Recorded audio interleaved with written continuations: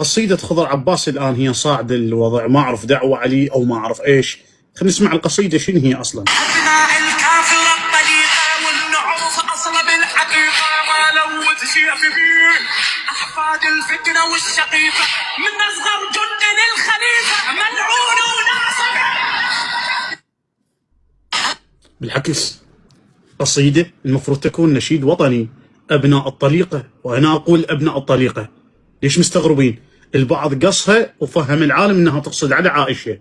أبناء الطليقة مو على عائشة يا ولد الطليقة، أبناء الطليقة نسبة إلى هند، لأن النبي قال لهم اذهبوا وأنتم أبناء الطلقاء، وهذا قد ورد في كتب إخواننا السنة وورد في كتب الشيعة متفقين عليها.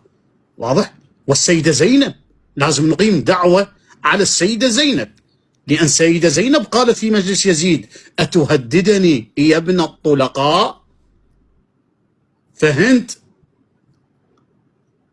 بنت الطليق، طلقاء هؤلاء، وهند امرأة كانت معروفة في الزنا، يعني لو اجى بينا الوقت ندافع على هند وتعتبر خط أحمر وذكر هند يعتبر طائفي؟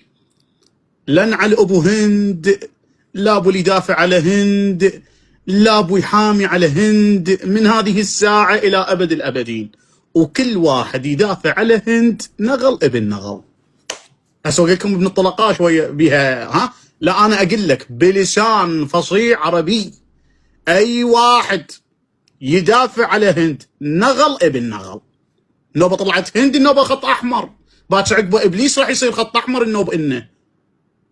القصيدة عظيمة ولا بد أن تكون نشيد وطني. أبناء الكافر الطليقة والنعوف أصل بالحقيقة ما لو تشيف فيه أحفاد الفتنة والشقيقة من أصغر جند للخليفة ملعون.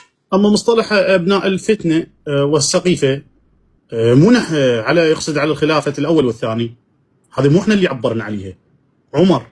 عمر يقول إن فتنة أبي بكر كان، إن خلافة أبي بكر كان فتنة وقى الله شرها، فلازم أن نقيم دعوة على الخليفة الثاني عمر، لأن عمر هو الذي قال في كتاب تاريخ الطبري الجزء الثالث الصفحة 336 عنوان الخبر خبر بيعة أبي بكر، يقول عمر واضح، والنبي قال لتأتينكم فتن ما بعدي كفتن ما قبلكم طبق بطبق. هذا حديث ثابت أصلا.